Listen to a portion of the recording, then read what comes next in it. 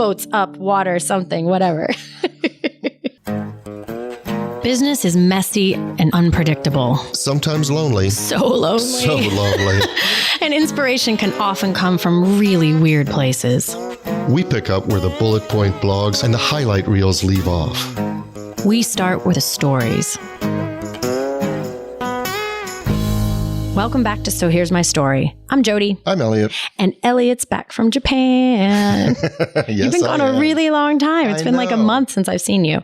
And just very quick note before we talk about the story, the day that this episode comes out, just so everyone knows, is National Sugar Cookie Day. Really? I'm a big fan of sugar cookies. I too. Me and the Snickerdoodle get along really well. Definitely. It's one of my favorites. That and shortbreads. Snickerdoodles sugar cookies? I think so, basically. I think they're essentially the same. Okay. All right, let's not go down a rabbit hole. Yeah, well. Rabbit hole. Rabbit So hole. today's story involves a rabbit, but what it's really about is relationships.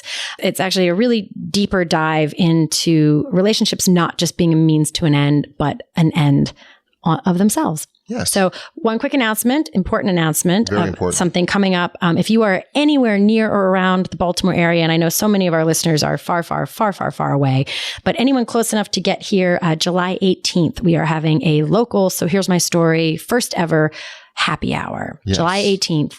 We're still nailing down the where, but if you join the Facebook group or watch our Facebook page, we'll make sure to make some announcements there. So, Definitely. Yay. Yay. See you soon. Okay, here we go. So here's my story, and I have to preface this by saying, by giving an advance apology to our listeners, because I don't want to drone on about my recent trip to Japan, but I'm very afraid that in subsequent episodes, I'm going to go, all Japan? Well, when I was in Japan. Well, remember we did this last year when I was in Italy. I came back with like 9 episode topics. I was like, exactly. I have another episode on Italy story. Exactly. That's right. So this is my first, but I can't promise my last story from Japan. And it involves a trip that my son and I took to one of the oldest shrines in Japan. It was a Shinto shrine. Trying to say that. Wow. Shinto shrine. Shinto shrine. Okay, yes. Got it. So I noticed that there were a number of statues of rabbits. Yeah. And if I get my act together, or if somebody on our team gets their act together, we'll actually show that in the Facebook community. Oh, definitely. Definitely. I'm making a note. So there were a number of statues of rabbits. And so I had asked the guide why that was. And he told a story about the legend of one of the chief deities walking from village to village and came across this rabbit that had a stomach wound. And the deity healed the rabbit, and they became friends. And so I was waiting, having been schooled in Western fables, I was waiting for the end of the story where the deity got into some sort of complication, and the rabbit saved his life somehow. The rabbit came along and saved his life somehow. And then came the rabbit. Yes, then came the rabbit when all hope seemed lost. But no, the story really was that the deity had saved the rabbit, and they developed a friendship. Period. Oh. And so the statues were... And statues, you said. So there wasn't just a statue. No, there were a lot of them. Huh. The statues were erected in tribute to just the relationship. Not the repayment, not the balancing of the reciprocity scales. of it, not the do this so that good comes to you later. No, it had nothing to do with that. It was just the fact that a friendship was struck. And so this friendship was deemed to be special. And so there were all these rabbit statues. That's super cute. Yeah. So I love that because it's funny. It's never even occurred to me that every fable I can think of, there's some sort of like this happened and then this other thing happened. Like that there's a... Yeah, the mouse and the lion or... Yeah, exactly. And if I try to think of others, anyway, we'll skip that part. We'll skip all that. So it's so interesting though, where very rarely though is like just the fact that we liked each other and we became friends. Well, actually, and it goes both ways. Sometimes it's like you come back and help you later, or there's like the whole scorpion thing, like where it's still a different kind of reciprocity. Like I helped you and then you killed me, but it's still the circular aspect versus just simply like I helped you and then we became mates. And that's it. Right. And that's really it. And I was thinking about that because I think so many of the lessons that I was taught initially about marketing, about networking, about business development are based on what I see as the Western fable thing. If you get to know this person, it'll come back and it'll help you. It puts relationships as like a means to an end. Correct. As opposed to the relationship being the destination in and of itself. Right. So I was just taken by the relationship itself being honored in this way as opposed to the act. I love this so much. And now I really want to see the rabbit, but I'll wait because I don't want to distract you while you look for the rabbit, but we will absolutely pull up the rabbit pictures and put them in the Facebook group. No, I love that so much because, and this is actually, you wouldn't know this because you've been gone for like a month, but whatever. That's not passive aggressive. Unlike some people. Wait, I thought that was like straight up aggressive. I wasn't shy about that one. No, I have missed you.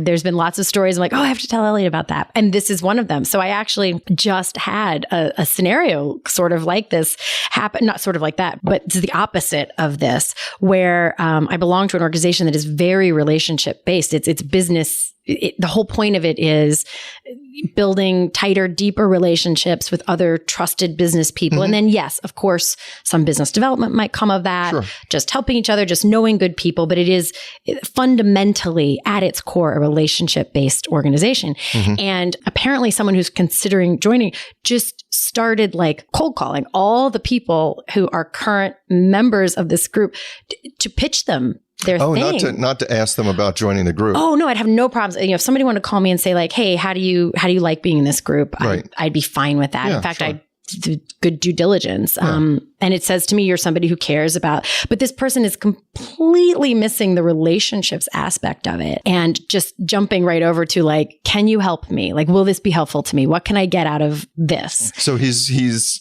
gone, like you said, he skipped relationships and gone just right to this is access. Access. Yeah. And the crazy thing is, so he is even missing the part where relationships can be a means to an end. He's just trying to go right for the end. And then this is like sort of next level of like, no, actually the relationships are the thing that's of value. And if sales or whatever comes out of that, that's great, but that's not even really the way the organization works. This is not one of those you're expected to come with leads each week or, there's no expectation that you will get sales out of it. The expectation is that you be a good person, you help each other out, you build relationships, you develop dependencies and partnerships and the water, what is that? Like all ships, water, what is that? Water level? A rising tide lifts all boats. Thank you. There you go. That thing. Okay. Boats up, water, something, whatever. That's a fun game. We can develop that later. Yeah. But so that's it. To me, there's a big difference, by the way, in those types of organizations. One is you have a sales organization, you're going to hold somebody accountable for, you're going to have 10 coffees, you're going to have 10 pitch meetings, you're going to have this in a certain period of time. And the other is much more of a slow cooker type approach. You're going to just develop the relationships. And if something comes of it, that's fine. But it's not a transactional thing. And I'm kind of distracted because I keep going in my mind to the dating analogy of this, and I'm not sure if it's going to get me. Isn't that trouble. What I do? That's my the dating shtick. Analogy to me, what I wrote down is, well, I bought you dinner, so right. Yeah, it feels very much that way. I mean, it's funny when I got this phone call, it felt gross. Like I don't know another, and I'm not. The interesting thing to me about the fact that it felt gross was fascinating because I'm not someone who tends to have a bunch of rules. It's not easy to offend me. It's not like you have to do exactly the right thing or I think you're an idiot. Like I'm pretty loosey-goosey about a lot of stuff. But I really took offense is too strong of a word, but I was like, about why this dude was making calls. It felt so out of order. And because I so value the relationships even more than the means to the end. And the fascinating thing is the ends always come. So it's like the double validation that it's the right way to go. But I don't know. I'm just hardwired to think more about the relationships, but I've never seen it, sort of, legitimized in the way that the rabbit sculptures did, where it really puts a it eliminates the need for any more to the story than just like, I helped a person and now we're friends. Right. That's it. And I loved that. So, and we actually did do something like that in our no agenda dinner. Mm-hmm. That was not transactional. But before I get into that, I'll tell you another place that I do take offense at the kind of tactic that you had described is on LinkedIn.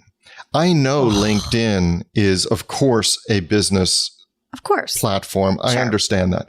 But when I get somebody who I don't know, and we all get people we don't know saying, I'd like to add you to my network on LinkedIn or whatever, and you can evaluate and some people are very careful with their lists and say, well, if I know this person, that's fine, but I'm not just going to add people. Other people will add you if you're potentially inoffensive and just, you never know. And it's a numbers game and there are strategies for that. I know our faithful listener, Colleen, could chime in on that more, but what I've had this twice in the last week.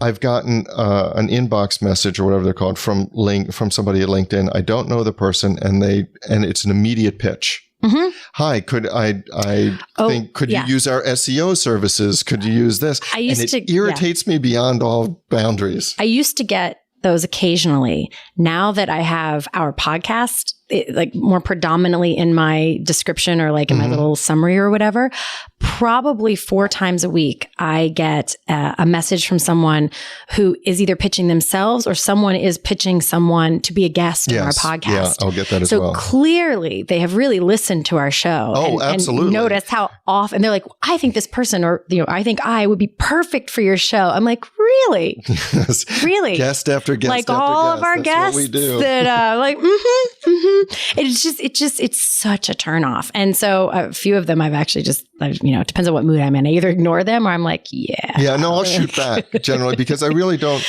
like that because you're just, hey, I was thinking about something you could do for me. Well, it's funny because hey, here's an opportunity. Right. I got a great thing for you to do. It's for me. We haven't met yet. It's funny you said it like LinkedIn is a business thing. It is. But just because you're there for business doesn't mean you like go. And I was laughing about the whole like dating metaphor. I'm not sure exactly where the line is where we have to call an episode explicit, but I don't think this crosses it. But it's not like yet. just, I mean, just because you may go to a singles night at a bar or a place or something that even though everyone is there for singles night, it doesn't mean you just walk up to someone and cop a feel. Right. You still have and to there it is. And there it is. Like there's still something about, it's become almost a platitude, I think, about how important relationships are. I mean, our last episode was called Business is Personal. So we were touching on that emotional side of having employees and people. But I think the relationships piece of it, either it doesn't show up at all, or when it does show up, it's highlighted as a means to an end. And I think that's really missing an entire, because I put this in the category of all the things that you can only get to obliquely. Like if you chase dollars, it doesn't work as well as if you chase like meaning and impact. And then the dollars come obliquely via doing something else. Happiness. I read a whole article one time about how you by pursuing happiness, you end up sort of, it's like a hamster wheel, but by pursuing meaning, then it's an oblique outcome. And I feel like when you go after relationships, everything else works. But it was the thing that anytime I have someone starting a consultancy or a coaching or facilitation business, anything remotely close to the kind of work that I do, if they're asking me for advice, that is the advice that I give them, is because everything changed for me when I just started spending more time with the people I already knew I really enjoyed and valued and liked spending time with. The more time I spent and the more I deepened relationships instead of trying to cast more, sow more seeds for more relationships, everything works better that way. Well, and I'll tell you what changed for me. It's more fun. It changed, networking changed for me when I made this shift, because the question that people would ask, and they asked it out of, they were sincere or wanted to help or out of good intention, at least, was, well, who can I introduce you to? Who's your ideal client? Who's your perfect prospect or whatever? I hated that question. Me too. But a while back, and we had done an episode that featured the story about the No Agenda Dinner. That was way back when. That was way back when. The series of No Agenda Dinners, where when I did the first one, I compiled a guest list that had nothing to do with, are they clients? Are they potential referral sources? Are they in this industry? Can they enter? It was just people I thought were cool. Yeah, I remember there was like somebody from your improv class. There was like a judge you had met somewhere. Mm-hmm. Yep. Right. There were just and people. And of course, me. Yeah. And of course, you. In fact, originally, all 30 people was just Jody. It was Jody right? and people like Jody. That was really my whole theory behind this. Okay. But I wanted to invite people that I thought were really interested, were engaged, were passionate about something, were funny, were great people that I never watched the clock when I was spending time with them. That's the guest list. And I didn't care if they could be or were or had been or whatever clients or referral sources or anything like that. And it was wonderful. And we did it a couple times. And then I realized that the answer to the question, who can I introduce you to? I changed from getting trapped in, well, I don't know, who are my ideal clients? I guess I want business owners or whatever, to just, if you know somebody that's cool, if you know somebody that you really enjoy spending time with them because they've got something to say, they contribute to the world, they've got passion about them, they're funny, they've got an interesting take on things. Yeah, great perspective. Yeah, because otherwise it's like, oh, someone who does this and I guess maybe, I don't know, to be fair, I think in certain industries that are a much higher numbers game. I don't know. It's terrible that this is always my example because it's actually not true that it's not a relationship based thing. But I always say, like, if you're a copier salesman or, a paper salesman or something, like maybe it's more just like anybody who has a copier. But I still don't think that's the case because copiers come with trust issues around repair service contracts and all that kind of stuff. And so I don't even think it's true there. I think that for most people, it's not just a numbers game because even in copier sales, even in something else, if you're a commodity and there's one copier, you still have to have, your customer still has to want to work with you, want to do business with you. And so the no agenda thing wasn't just about who could give you something. It was in honor of the relationship. And if something grows out of that, that's fine. Yeah. That question of who's a good person for you, who can I introduce you to? It strips someone down to their commoditized details, like, oh, an owner of a 50-person company who does this or whatever. Then you're just this like, I don't know, widget item kind of thing. It's very objectifying, is maybe the right word for it versus, and it's much harder to say, but somebody who's just interesting and that you engage with and that thinks about things and, makes it hard. But. Well, and the other part of it is that if that's your answer, the owner of a 50-person business that does X, Y, and Z, et cetera, then not only are you commoditized, but every meeting is a pitch meeting. Oh, I work with people just like you. And I will tell you, one of the things— putting a target on their chest or something. Yeah. And one of the things I find most insulting because I have the ego to say, there's nobody just like me. But I think a lot of people don't like saying I'm a carbon copy of another carbon-based life form. Yeah. They like to say, no, I'm unique. Not that I'm the only lawyer around. God knows you can't swing a dead cat without hitting a lawyer, but you're not a carbon copy of somebody else. And I don't want to be broken down. Oh, I work with all lawyers because they're just like you. If they have their own firm of 10 or fewer lawyers and they've been in business for 30 years. You're just like all of them. Yep. And it's funny that I think one thing we're kind of hinting at here is the difference in demographic versus psychographic. Like if I do have to sort of peg who's a good person for me, it doesn't really come down to size of company or any of those things. It's, most of my people are verbal processors. They like to talk things through to figure them out. They're people who tend to gravitate towards learning things like TED Talks and Harvard Business Review. They're people who are constantly looking at the nuances and figuring things out. Those are psychographic kinds of things. But that is true because those are the people that I zing with from a relationship standpoint. And back to the networking piece though for a minute, I think that part of the reason that that has a bad taste in its mouth for a lot of people is that they imagine the whole point to, and I'm making air quotes, networking, is going in and meeting as many people as you can. It's like a constant new conversation. Collecting business cards and following up and talking to new people and trying to think of something to say. And I'm not against meeting new people, but I don't need to meet 20 new people. If I meet one new really interesting person, that's awesome. But to me, the value in going to an event when I do go is often more to reignite or deepen already existing relationships, because otherwise you're just skimming the surface. And when you skim the surface of 200 people, it's really unlikely you're going to get much of anything. I mean, we all have hundreds or if not thousands of Facebook friends and LinkedIn connections. I mean, we have skimmed the surface of more people than we could ever reap the harvest of. So picking the people that feel most, I start to say most useful. I don't even mean useful. I mean, that feel the most, what I'm making this like hand expression, like you're connected with, and doing more with them has so much more value. Not only just personally, it feels better, but that is the only way I've ever gotten business value out of knowing people, is knowing them better. I mean, no one has ever hired me from like a first blush kind of thing. So I almost think of it, now it sounds like I'm objectifying again, but if you think of it like a sales funnel, you know, you only need so many people at the top of the funnel. If you're dumping people in and then just sort of doing nothing with them to move them down, like that's a real loss. It is a loss. And that's on the sales side. On the larger side, from not just sales, but from all aspects of business, a funnel to me is focused. And so if you go into it saying, okay, I want more clients, then you go through this sales funnel.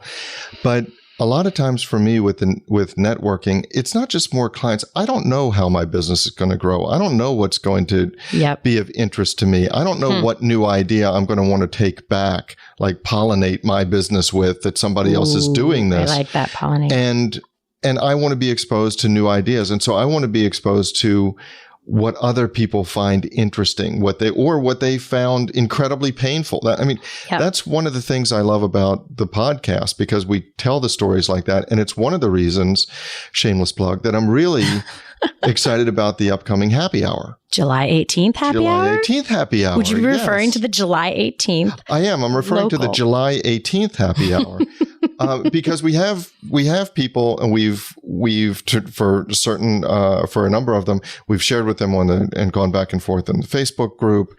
They know a lot of these stories. They've commented stories. They have their own perspectives on things. Yeah. And those are the conversations I want to have. Mm-hmm. And I don't really care about whether these people, hey, maybe they need a lawyer. That's the farthest thing. Well, isn't that the whole reason we're doing when they walk in on July 18th, they're going to pass them your business card and my business card. Like, do you need it? No.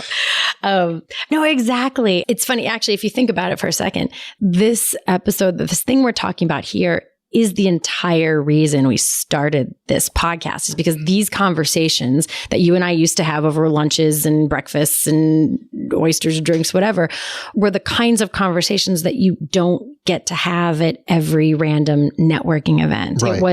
We wanted to create a broader version of good business relationships and to have those kinds of conversations with more people that you would typically only have with one other person. So it really does feel like it's core at why we started the Facebook group, so that we could continue those conversations with, not just us. Right. Because if you're going into it just with the goal of getting the business card or finding out if do you need an employment contract? And if they don't, then I move on to the next person. Then you're missing out on all of the value that these people can bring to your business and to your life and to your outlook. And, the other reason it feels like super misguided to me is that you don't ever hear anybody saying, God, I love networking events and going in and trying to strike up conversations with people I don't know, and then cold calling them. No one loves that stuff. So wherever it got woven in, if we could back up to the point at which that somehow was woven into the fabric of what's the way you're supposed to do it, and erase that moment. I think it would be, although I do think it's interesting, because I've been thinking a lot about this lately. Part of it is just sort of the evolving technology is, never, 100 years ago or 200 years ago, no one ever expected or even occurred to you that you would somehow have, air quotes, relationships with like 700 people. Yeah. It wasn't a thing. It's not It wasn't feasible. possible. Yeah. You wouldn't meet that many people. If you did, you wouldn't have a way to stay connected with them. So as technology has allowed us to have relationships with people that we don't see every day, that's fantastic. But to me, it means we need to be all the more discerning about where we just skim the surface and how much of that we do, and where what we really, really need is to go deeper and just simply savor the relationship that's already there. Right. And that's why I love the statue of the rabbit, because it honors the relationship. Yeah. I think we need a rabbit. You need a rabbit. So that's our story. But the discussion doesn't have to end here. No, it does not. In fact, we don't want it to. No, we don't. That is why we actually have our private Facebook group, which we started to make sure that we could get your comments, your rants, your thoughts, your stories. Your stories. You can find links to that group as well as show notes and links to subscribe via email and how to find us just about anywhere you can possibly find podcasts at sohere'smystory.com. And you can also find us on Facebook and Twitter at SHMS Podcast. And since we know it takes a village. Yes, it does. We'd like to thank our village, our super talented, incredibly patient team. And occasionally snarky team. Yeah, but in the best of ways. In the best of ways. Snarky. Yes. Good mockery. So a huge shout out to the people who actually help us produce our show. First, our sound engineer, Tom Hansen. Thanks to Christy Schmier for our brilliant show notes and all the other fantastic writing she does for us. And to Taylor Mathauer for doing just a little bit of everything. Including wrangling us. Which is no small feat. No, it's not. This is Jody Hume. And I'm Elliot Wagenheim. And you've been listening to So Here's My Story.